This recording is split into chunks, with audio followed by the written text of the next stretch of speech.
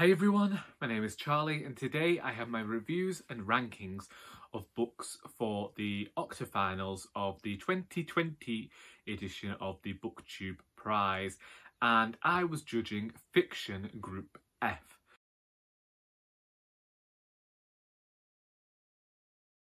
The Booktube Prize was created by Robert of Barterhorse, where a ton of booktubers and outliers come together to judge a prize, basically, of what we believe is the best book of last year. I'll leave a link to Robert's video explaining it all somewhere. So, if you didn't know, I stole the format of my type of reviews and rankings video from Sarah of Hardcover Hearts because I find it easier to have a system in place. I didn't ask, I just nicked it because that's the type of person I am. I live on a council estate. You've got to imagine there's always going to be some petty theft going on. Anyway, what we'll do is we will run through all of the books in alphabetical order, then I will give my reviews, then I'll give my rankings. How does that sound? All right? So, let's go.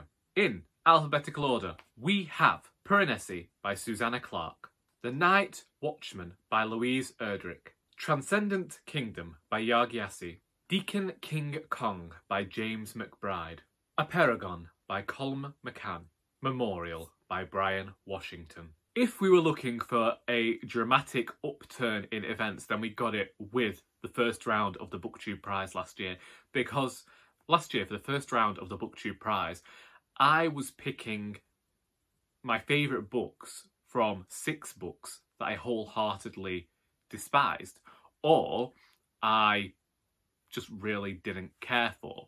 I believe that I actually only kept 1 book from the first round of the Booktube Prize last year, but here I got 6 books that I really enjoyed, and it made this more difficult for me to review and rank them. However, I did do it, and I'm going to talk about I'm going to give my reviews now, and then I'll give my reasons behind ranking later on. So the first book we have here is Piranesi by Susanna Clarke, and this is the only book that I had previously read. So I didn't reread it because I only read it in November, so it was pretty fresh in my mind. This is what I have always described as a reverse thriller and made it onto my top 10 books of last year. It follows the eponymous Piranesi, who you know is somewhat trapped in a labyrinth, really, and there's something Grecian about it. And it's a bit as though if you blended science fiction and mythology with a modern day thriller, and it is a rather slim volume, but towards the middle of this book is when everything takes another turn. There's a twist, and you as the reader have more answers, I suppose, than Piranesi himself. And I think Susanna Clarke's crafted this book in such a great fashion because it lends itself to rereading and perhaps going over and rediscovering hints she had given before. It's incredibly dramatic and cinematic, and I know that there is a confusion that lends itself to people enjoying this book, and I think that it works well to be confused by this book because you are feeling the same emotions that the character himself is feeling. This is a tale of loss and imprisonment, and very much about the sense of self and how maybe it's not as easy to break our sense of self as some people would have you believe. Another way I could describe it is almost like a fantastical version of Castaway. I think that this book is marvellous and brilliant, as do many other people. Then we had The Night Watchmen by Louise Erdrich. A factory has opened on the Turtle Mountain Reservation, and the reservation is being threatened by an emancipation bill, which means that the government wouldn't really have to help these Chippewa people in any way. And that is Thomas's story in this book. Then we have the other story of Pixie, whose sister Vera has gone missing. She works at this factory and she wants to go out and search for her sister. Here we have 2 storylines that you don't really know how they're going to converge, and I'd say that they're the main stories within this novel. However, throughout the reading of this novel, I actually thought it was more like a character piece, showing the lives of the people on these reservations, just using this Emancipation Bill to give us some sense of setting to the book, and also using the character of Vera to give us more of this thriller aspect. What I enjoyed about this book, again, similar to Piranesi, is how cinematic it felt. And reading it, I felt as though this would translate exceptionally well to television as a limited series. And that is to this book's benefit, because I really enjoyed it. This was a book that I wholeheartedly looked forward to reading every time I put it down. I didn't know how the mystery surrounding Pixie's sister was going to be resolved, and I didn't know enough about the Emancipation Bill. One of the things I like seeing explored in fiction is this sense of spirituality. Now, I have no religion myself, but I've mentioned previously about the fact that previous generations of my family have been heavily spiritualist, and I think that some of those beliefs are still lingering there with some of the older members of my family. And this gave me a different idea of what other people think about in terms of spirituality. And what I liked about this book is how Louise Erdrich presents them without any judgment. This is what the characters believe, and they come into the plot to influence it in certain ways. And I think that this blend of the historical, the factual, the real world and the spiritual world was done incredibly well. I liked Pixie's story as well in here, of Pixie going and searching for her sister, because it reminded me of the crime noir that was being written at the time this story is set. And it felt stylistic of that, and it felt like Erdrich was emulating them with a tale that perhaps wouldn't have been told back in the day, and almost a reclamation of that story. I just really enjoyed it and wanted to go and read more of this writer, who I know other people who've enjoyed her work in the past, but I know that she's a writer that I have previously said, oh yeah, I'll get to her one day. Now I have. She is another writer whose entire library of works I want to go and explore.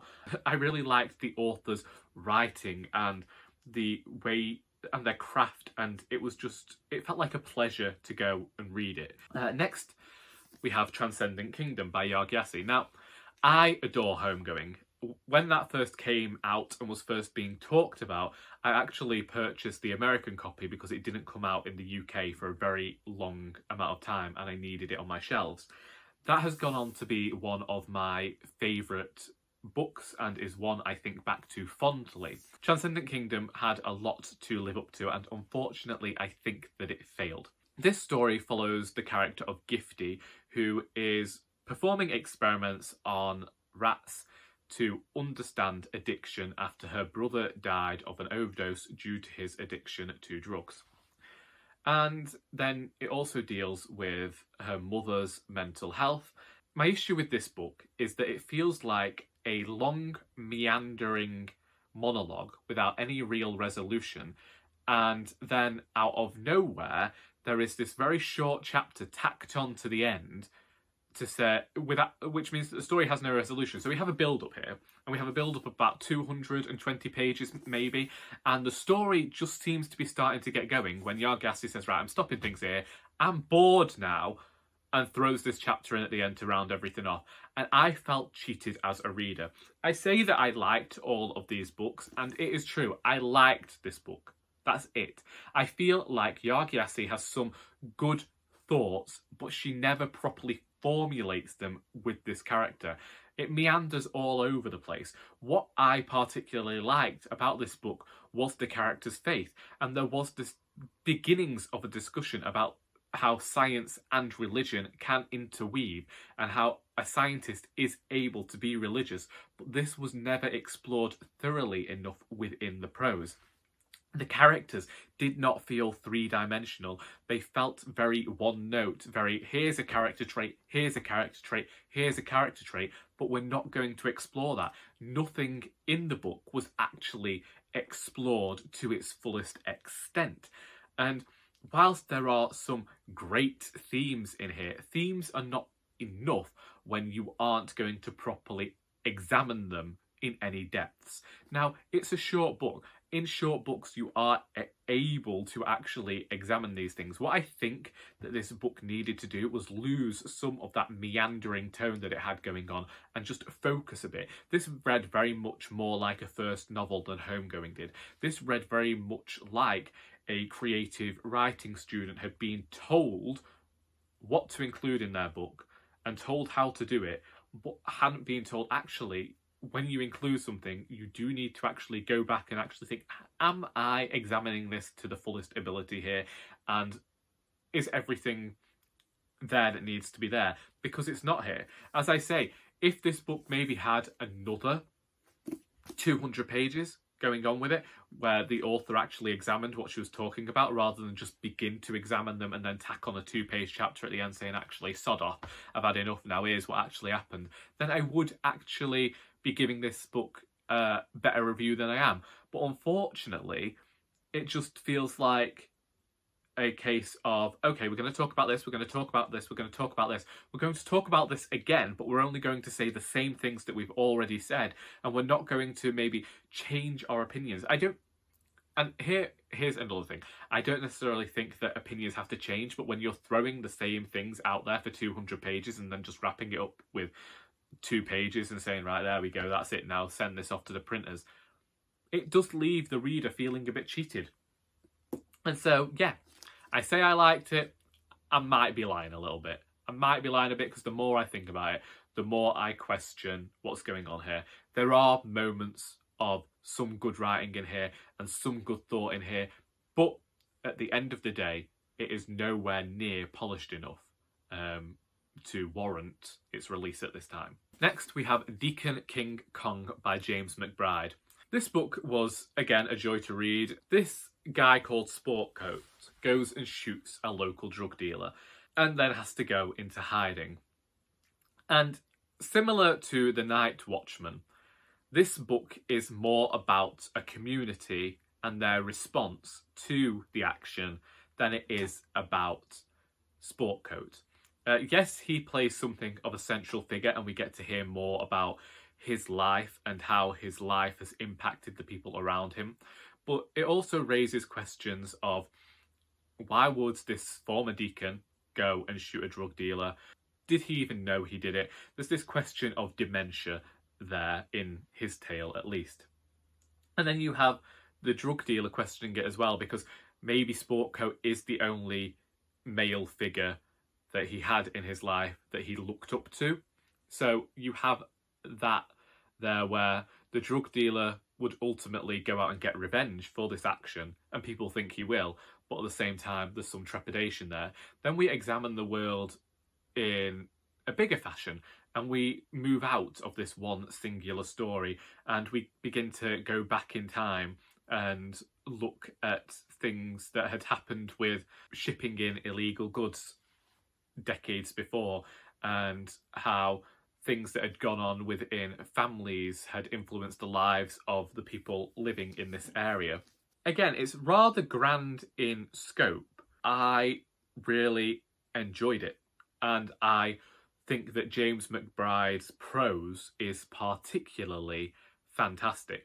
It appealed to that part of me that really likes crime fiction, but this wasn't a case of the detective going in and solving the crime. This was a case of a community and a community's reaction to a crime.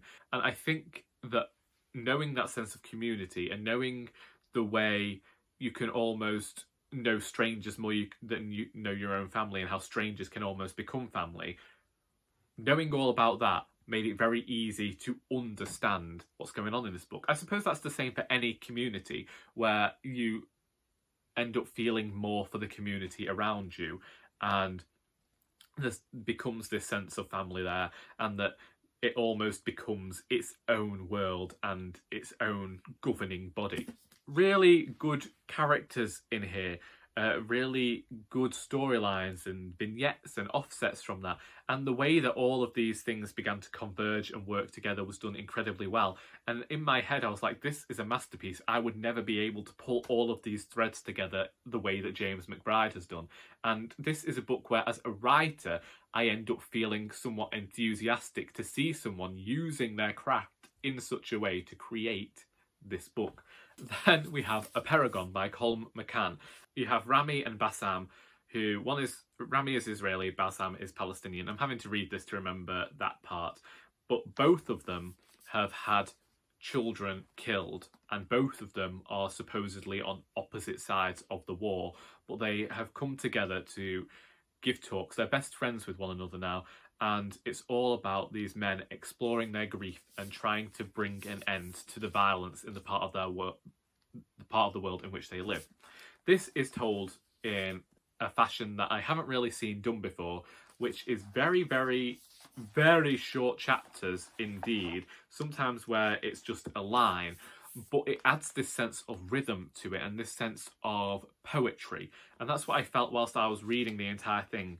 Whilst the book is nearly 470 pages long, there is this rhythm to the prose that is somewhat poetic in the way that it moves. And so again, similar to other books here, it deals with a lot. And what it does is it will have newspaper reports and poetry and general facts about life, and facts about birds, for one thing. It also has this very human story at the core of these parents, these fathers who have lost their children, and it examines their grief and how the grief hasn't necessarily made them furious with the world and wanting to fight back against the world. Indeed, what they are appealing for is that this war stops, this fighting stops, and they begin to find some sort of middle ground. It shows them giving speeches around the world. It shows them moving around the world and how other places in the world are different and perhaps don't know what is going on in this country. The book shines a light on an area of the world that I didn't previously know about, but it doesn't do it in a way that feels like the book is preaching or the book is trying to be some sort of historical tome. It presents you with facts, it presents you with characters, it allows you to feel these very human emotions from these characters, whilst also having some of this very beautiful poetic prose. It's a book that I find difficult to define because it does declare itself as being experimental fiction, and it's the sort of stuff that I would have really enjoyed reading had it been around when I was at university. Similar to how I felt about the Night Watchmen and Deacon King Kong, it's this sense of having a focus in your novel and then moving away from that, showing the outlying world and how it is before returning to those characters. And when you see the outsides of the world and what's going on, you begin to feel somewhat more and you begin to build a picture of the characters' lives without having to constantly be in the character's head. And it's something that I've never really thought about doing in fiction before, and I can't say as I have examined it as thoroughly as I have done when I've been thinking about these books, but it's certainly a different way of thinking more about character creation and character presentation to the reader. At the end of the day, I'd say that this book is somewhat plotless, and I don't know that the book is aimless. It certainly feels like there isn't any clear narrative here. It also feels like it's a presentation of a world in a moment. Finally, we have Memorial by Bryan Washington. And there's a wool gathering video where I mention how I am now able to tell when a person has done a creative writing course. This is the book that made me realise that I could recognise these things, because this book is modern and it's written in the way that we were told to write fiction when we were at university learning creative writing.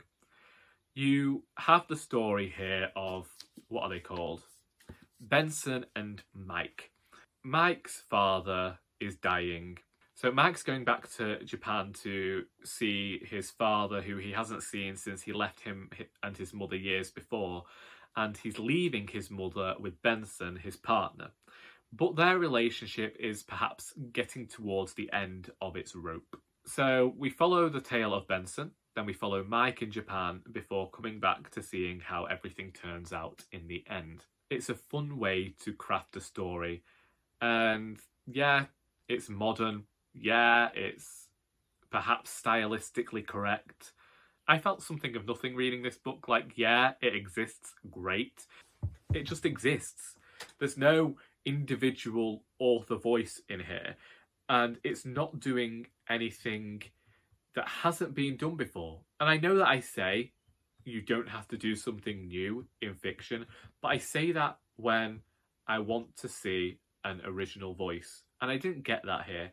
I got a carbon copy of every single creative writing student's work I have ever had the misfortune to read.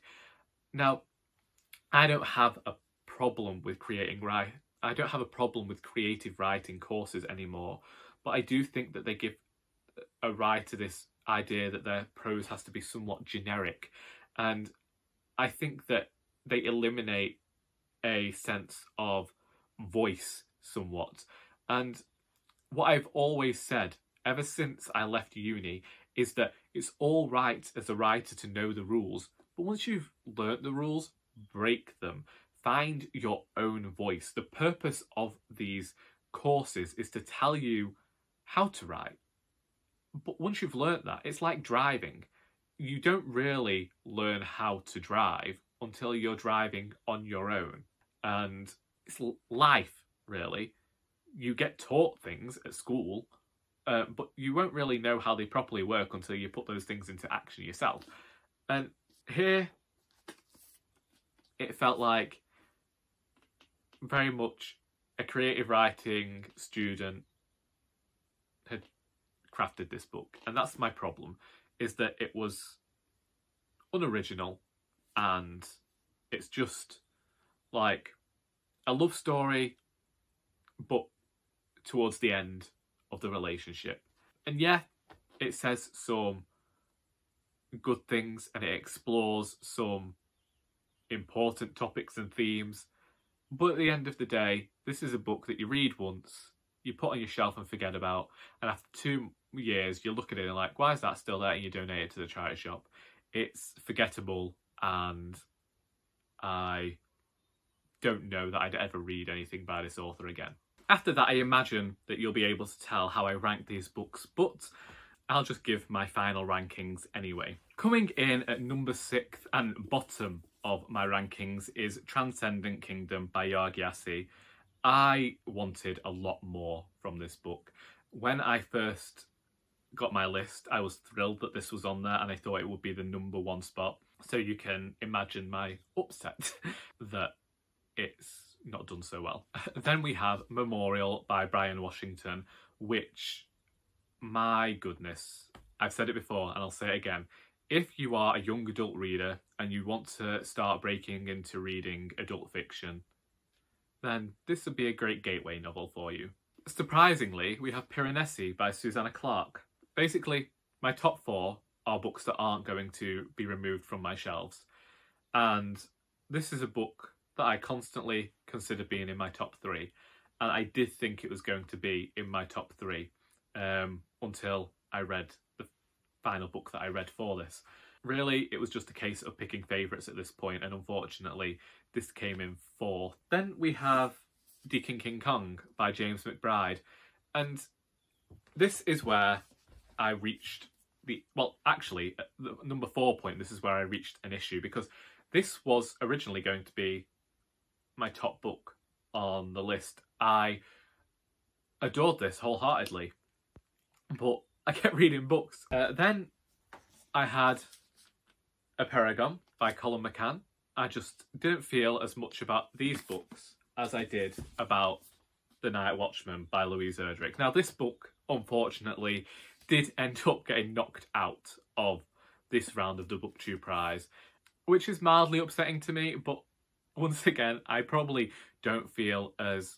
I don't feel bad about this book getting thrown out. Once again, in terms of reviews and rankings, these are all subjective, and I know that issues other people had that I didn't have might have ultimately seen this book cast off into the ether. But for me, it was the most clear book in terms of prose and had a great direction, and I felt that out of all these books where there was this sense of community about them, this really managed to tap into that exceptionally well. So for me, it is unfortunate this book got thrown out of the prize so early, but I don't feel as bad as I did when Patsy got tossed out last year. And if you didn't know, I'll spoil it for you, but these are the 3 books that made it through to the next round, the quarterfinals. So we have Apeirogon, Deacon King Kong and Piranesi, and yeah, 2 out of 3 ain't bad, is it really, when it comes to your top 3? And I think that we've got some marvellous books going through into the next round. Indeed, when I was seeing all of the books that got put through into the quarterfinals, I commented on that video saying I'm just thrilled at the prospect of any of these books making it. I think that the 2021 list for the Booktube Prize is a great one indeed, and I'm looking forward to seeing how it goes. I am judging the next round of the prize, and I have to give thanks to Charlie, Charlie Brooke, who you may remember used to have a Booktube channel and then left us. But she informed me about library apps, and so I downloaded our library app, and then the next day it got discontinued and I had to get their new one. But I've managed to find the books that I needed for the next round on this library app, which means that I have avoided all costs this round. I mean, to be fair, I'm keeping 4 hardcover editions here of books that I adore. I don't know what's happening to this yet, but I've already found a new home for Transcendent Kingdom, so we've made no losses this round like we did last year. Anyway, if you've read any of these books and would like to comment on them, please feel free to do so in the comments. Maybe you have some differing views. I'm always open to having a respectful discussion with you in the comments. Similarly, if you have recorded, if you did judge this round of the Booktube Prize, maybe these books even, please tell me if you've created a video or you've reviewed them anywhere. I would love to know other people's thoughts on these books. I hope that you have enjoyed this video, and until next time, that is all.